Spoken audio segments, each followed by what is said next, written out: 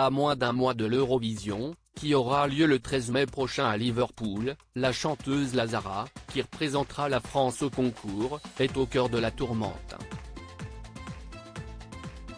Une polémique qui a commencé le samedi 15 avril dernier, lorsque l'interprète de Évidemment a renoncé à se produire sur la scène de l'Infa Live à Amsterdam, en évoquant un souci personnel. Une décision qui avait déçu de nombreux Eurofans, qui s'impatientaient de découvrir pour la première fois en direct le titre défendu par la Québécoise.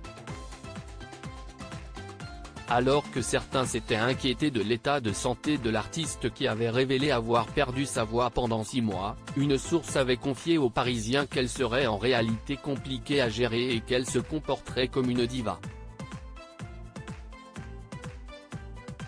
Un comportement qui ne daterait d'ailleurs pas d'hier, et qui avait déjà donné du fil à retordre à l'un de ses premiers managers, Sébastien Farran, qui raconte sa collaboration tumultueuse avec Lazara dans les colonnes du Parisien, en kiosque ce dimanche 23 avril.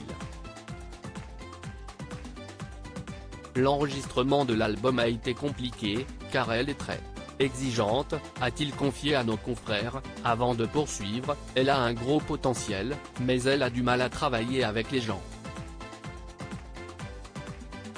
Elle est partie du jour au lendemain pour un autre management qu'elle a quitté 4 mois plus tard.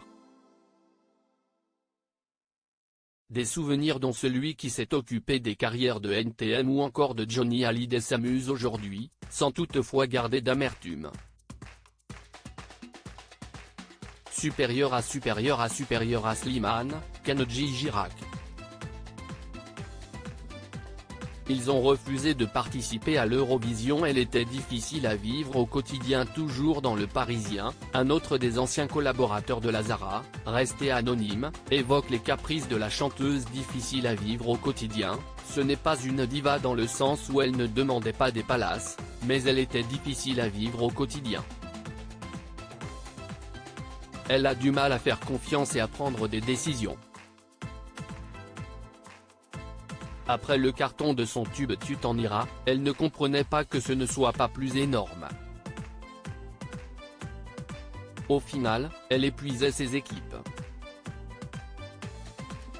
Chez Universal, la maison mère de son premier label Polydor et de son label actuel Capitol, elle donnerait aussi des sueurs froides aux équipes. Elle est très cash, déterminée, a des opinions tranchées, a témoigné Stéphane Espinosa, qu'il avait signé en 2019 lorsqu'il dirigeait Polydor, alors que Jérôme Laborie, son ancien directeur artistique, l'a décrit comme un mélange entre Booba pour le côté femme d'affaires et Marilyn Monroe pour le côté girl power et l'hypersensibilité. Article écrit en collaboration avec 6 médias Crédit Photo, Dominique Jacovide.